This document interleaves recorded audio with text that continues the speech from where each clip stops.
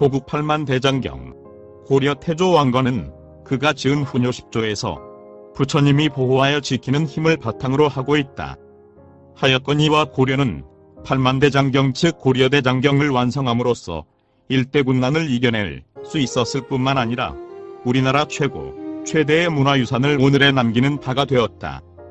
고려대장경 초조판이 침략해온 몽고병에 의해 소실되고 다시 오랑캐의 침입을 받게 되자 이의 임금은 발원하되 대장경도 한 가지요 선우의 조각도 한 가지요 군신상하가 다 같으니 오랑캐는 어찌 아니 물러가리요 하였다. 이렇게 해서 고려대장경은 나라와 이 결의를 수호하는 수호신의 구실을 하였으며 또한 우리 민족의 문화성을 너무나 잘 나타내고 있는 것이니 이에 읽힌 비화가 적지 않다.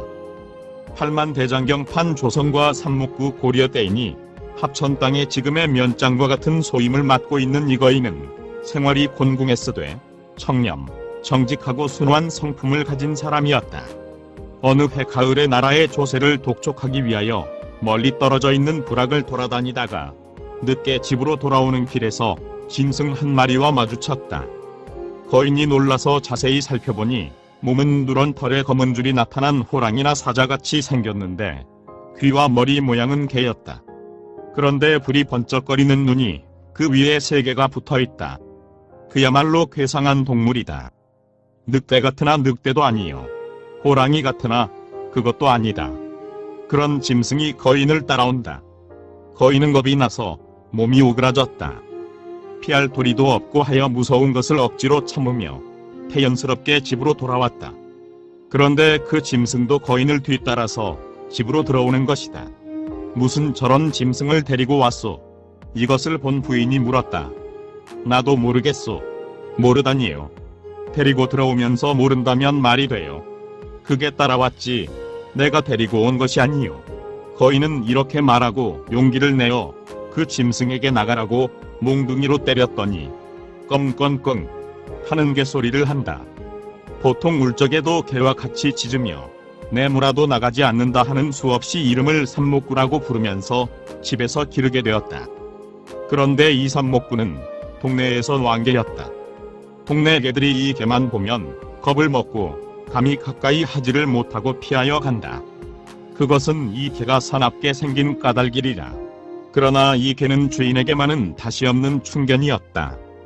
주인이 불악 출장을 가면 이 삼목구가 오리나 심리기를 쫓아 나와서 전송하여 주고 또 돌아올 때는 어떻게 알았는지 오리나 십기를 쫓아 나와서 먼저 기다리고 있다가 꼬리를 흔들며 방가히 영접하고 앞서는 것이다.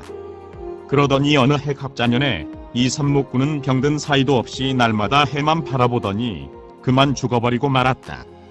주인이 불쌍하게 여기고 광을 짜서 시체를 거두어 깨끗한 양지 바른 곳에 묻어주고 제문을 지어 읽어주는 정성을 보였다. 그 후 3년이 지나서 병입년 겨울 10월에 거인이 앓지도 않고 벼란간에 죽었다. 거인이 저승을 갔는데 염라국을 채 못 가서 사자가 이끄는 대로 어떤 나라의 대궐에 들어가서 임금을 찾아보니 대왕이 용상에 앉아있는데 눈이 셋이었다. 그 대왕이 머리에 오봉관을 쓰고 손에는 보배호를 들어 골룡포를 입은 위엄이 등등하게 떨쳐 있는데 좌우에 종관이 늘어서 있고 우두마면에 사자들이 삼엄하게 호위하였다. 거인이 그 앞에 국궁하여 늪하고 서 있으니 삼목대왕이 당하에 내려와서 거인의 손을 반가이 잡으며 주인님이 어찌하여 이런 곳을 오셨습니까? 내가 세상으로 귀양 갔을 때에 당신의 집에 가서 3년 동안을 신세치고 귀양살이가 불려서 복이 되어 이렇게 와 있으나 주인님의 신세를 아직도 잊지 않고 있사옵니다. 당신의 음공을 어찌 한 시인들 잊겠습니까? 그런데 이렇게 배우니 반가운 마음 비할 데가 없나이다. 하면서 거인의 손목을 끌고 당상에 올라가서 좋은 의자에 앉히려 한다. 거인도 이때의 과거사를 생각하고 눈물을 흘리며 말했다. 나는 대왕이 그렇게 귀양을 오시느라고 내 집에 오신 것을 모르고 보통 개짐승으로 취급을 하여 황궁에 온 마음 가눌 길이 없사옵니다. 천만의 말씀을 무슨 귀양살이라고 하겠습니까? 제가 지금 염라대왕께 잡혀가는 길인데 본시부터 배운 것이 없어서 염라대왕이 문초할 때에 무슨 말을 해야 좋을런지 알 수가 없사오니 어떻게 하면 좋으리까? 가르침을 바라나이다. 그것 좋은 말이요. 염라대왕에게 가거든 내가 이르는 대로만 말하시오. 하고 그 대답할 내용을 말하여 준다. 거인은 공손히 청명하고 염라국으로 들어갔다. 염라국은 그 리으리한 폼이 삼모광 나라에 비할 것이 아니다. 대결도 갑절이나 크고 판관도 많고 사자와 옥졸도 무수히 늘어서 있다. 염라대왕은 드높은 의자에 앉아서 문초를 한다. 저 백성은 어디서 온 누구인가? 인간으로 있을 때에 무슨 일을 하다가 이곳으로 들어왔느냐? 소인은 경상도 합천에 사는 이 거인이 올시다. 소인은 이서라는 직으로 불악일을 보아왔습니다. 그러나 직무에 바빠서 뚜렷한 선행을 지은 것이 없사오나 큰 죄도 지은 일이 없다고 아뢰옵니다. 그런데 한 가지 원통한 것은 제가 하고 싶은 큰 일을 다 이루지 못하고 온 것이 한이 됩니다. 해보고 싶은 큰 일을 이루지 못했다는 것은 무슨 일인가? 그것은 다름이 아니오라. 소인이 듣건대 부처님이 설하신 팔만대장경은 천상천하의 가장 높은 보배라 하옵기에 이것을 나무판에 새겨서 세상에 오래 전파하면 불법이 널리 유포되어 혼미한 죄악에 빠진 중생을 모두 다 건져낼 것인데 이 중대한 사업을 이루려다가 성취하지 못하고 온 것입니다. 거인의 이 말을 들은 염라대왕은 감탄하고 자리에 일어나서 계하로 내려와 거인에게 읍하고 거인을 전상으로 이끌고 가서 극구 찬양하고 이러한 대보살을 모르고 여기까지 잡아오게 하여 미안한 일이라 하며 곧 판관을 불러 거인 이름을 명부호적에서 지워버리고 빨리 임간계로 호송하여 큰 불사를 이루게 하라고 명령한다. 그래서 거인은 염라대왕에게 하직 인사를 하고 삼목대왕이 있는 곳으로 돌아왔더니 벌써 자리를 배설하고 있었다. 거인이 삼목왕과 환담을 나누고 소인은 대왕이 시키는 대로 염라대왕에게 사료여서 이렇게 놓여나오기는 하였습니다만 이 일을 장차 어떻게 하오리까? 거짓말이 되지 않도록 하여 주소서 하였더니 삼목대왕이 부탁하되 주인님은 그런 걱정은 하지 말고 집에 돌아가서 좋은 종이 한 권을 구하여 책을 만들고 그 표지에 팔만대장경판 조성권선문이라 쓰고 합천 군수에게 말하여 관인을 적어서 집에 두고 내가 나갈 때까지 기다리시오. 내가 오래지 않아서 인간을 순찰할 일이 있을 것이오. 한다. 거인은 이 말을 듣고 섭섭하게 삼목대왕과 작별하고 집으로 돌아오는 찰나에 죽었던 몸이 다시 깨어나는 것이었다. 꿈을 꾸다가 깬 것과 같이 저승에 갔다 온 정경이 역력히 생각난다.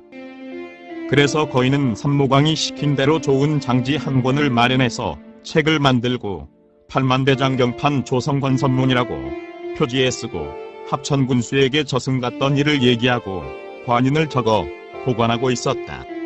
이때 고려왕에게는 두 공주 자매가 있었는데 모두 위급한 병에 걸려서 앓고 있었다.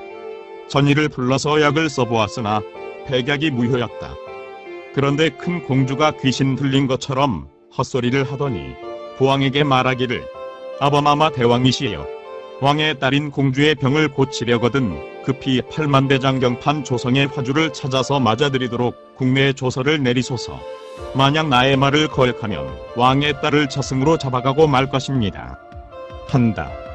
왕은 이 말에 깜짝 놀라서 조서를 내렸더니 이 일을 잘 알고 있는 합천군수가 이 거인을 청구하여 왕도로 보냈다. 거인이 대궐문 밖에 이르러서 사유를 말하였더니 수문장이 거인을 대궐 안으로 안내하고 사유를 주달한다. 이 말을 들은 공주가 곧 일어나 앉아서 잘 오셨습니다. 팔만대장경 판각화주처사님이시여 그간에 아무런 신병이나 없었나이까? 나는 삼목귀왕인데 주인님과 같이 약속이 있었기로 이곳에 이르렀나이다. 하고 공주가 다시 부왕을 보고 말하기를 대왕이여 들으소서. 나는 저승의 삼목귀왕인데 이 화주 처사가 저승에 왔을 때에 팔만대장경을 판가하여 모시고자 약속한 일이 있어서 서로 인간에 나가서 만나보기로 하고 이곳에 온 것이니 대왕은 큰 시주단월이 되어서 이 장경불사를 시작함이 어떠하겠소? 만일 그리한다면 이 두 공주자매의 병이 나을 뿐만 아니라 외적이 물러가고 국가가 태평할 것이요 왕실이 번창하고 왕족이 수명 장수하여 천수를 누릴 것입니다. 나는 이 일을 굳게 부탁하니 알아서 하십시오. 나는 물러가겠소. 아버지. 저승인 명부세계에서도 대장경에 대하여 이토록 좋은 일로 알고 hand각을 하려고 하는데 하물며 이 세계에서 이것을 소홀히 할 수가 있겠습니까? 어서 서둘러 불사를 이루도록 하소서 한다. 그래서 왕은 왕실의 친용금 중에서 수만 양을 희사하고 기술자인 양궁을 불러서 거제도에 있는 제목을 운반하여 해인사에 옮기고 사간판의 장경을 조성하게 되었다. 그리하여 이것이 아주 본분은 못되었어도 수백 권을 조성한 것이었다. 그런데 이것은 삼목귀왕이 자의로 한 것이 아니라 염라대왕이 삼목귀왕을 시켜서 장경불사를 조성케 한 것이라는 전설이 오늘에 전해지고 있다. 문화재와 인명 고려대장경에 얽힌 삼목구의 전설과는 달리 전화 속에서도 이 대장경을 수호할 수 있었으며 또한 인명을 구제할 수 있었던 실화가 있다. 즉 6.25는 문자 그대로 처절한 것이었다. 외적으로부터 나라를 수호하고 백성들을 전란 속에서 건져내기 위하여 고려대장경이 조성되었던 것과는 달리 6.25는 동족 간의 싸움이었던 만큼 그 상흔의 아픔은 어찌 피하가 있을 수 있으랴. 그런데 이러한 와중에서도 그 전화를 모면할 수 있었던 것이 바로 이 가야산에 자리한 해인사이고 보면 부처님의 가피로 우리 선인들의 뜨거운 불이라 하겠다. 이때 해인사 가야 총림의 원주이던 이법평화상의 수기 가문역 정관물력청에는 다음과 같이 그 서두에서 밝히고 있다. 이효봉 대종사를 조실로 하여 기도법사 인국화상은 장경각에서 국태민안 남북통일의 천일기도를 올리고 있었으며 이에 50여 명의 운수납자는 자성부를 찾아 보리도량을 이루고 있었다. 그런데 전투가 한창 치열할 때였으며 이미 남단의 일부만을 제외하고는 거의 공산군에 침멸되어 있었다. 이때 제공권을 장악하고 있던 연합군은 공산군의 집결처를 정찰하고 맹렬한 폭격을 가하고 있었으므로 가야산 부근에 머물고 있던 공산군은 해인사로 피신해 들어오는 것이었다. 이때 이효봉은 여기는 결의의 보배 8만 대장경을 모신 곳이다. 이 신성한 곳에 군인은 누구도 들어갈 수 없다. 고 하였다.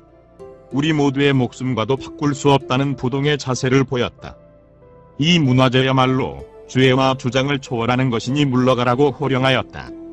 처음에는 좀처럼 물러설 기미를 보이지 않던 공산군들도 효봉 스님의 말에 감동하였음인지 마침내 그들은 산속으로 피했다는 것이다. 비록 전쟁 중이라 하더라도 민족 공유의 문화유산에는 적도 우군도 없이 숙연해지는 모습이다라고 하였다.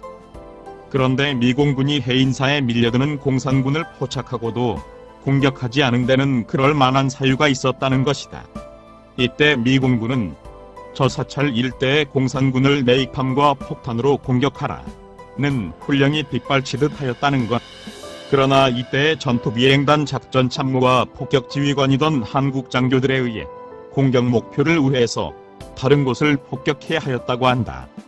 뒤에 이들 장교는 미군 장교에게 말하되 이 사찰은 몇 명의 공산군의 목숨과 바꿀 수 없는 8만 대장경이 소장되어 있는 국보사찰입니다. 기억하시겠지만 2차 대전 때 프랑스 파리나 일본의 경도지방을 폭격하지 않은 그 사실을 기억하신다면 알 것입니다. 라고 엄숙하게 말하였다는 기록이 보이기도 한다. 한국 불교의 전통은 호국 불교에서 찾을 수 있고 사람들의 안심인명을 도모한 데서 그 의미를 찾을 수 있거니와 가야산록에 말없이 자리하고 있는 고려대장경은 결의 영원한 보배로서 길이 남아있게 될 것이다. 구독과 좋아요를 클릭해 주시면 불교 전파 및 불경 보급 사업에 많은 도움이 됩니다.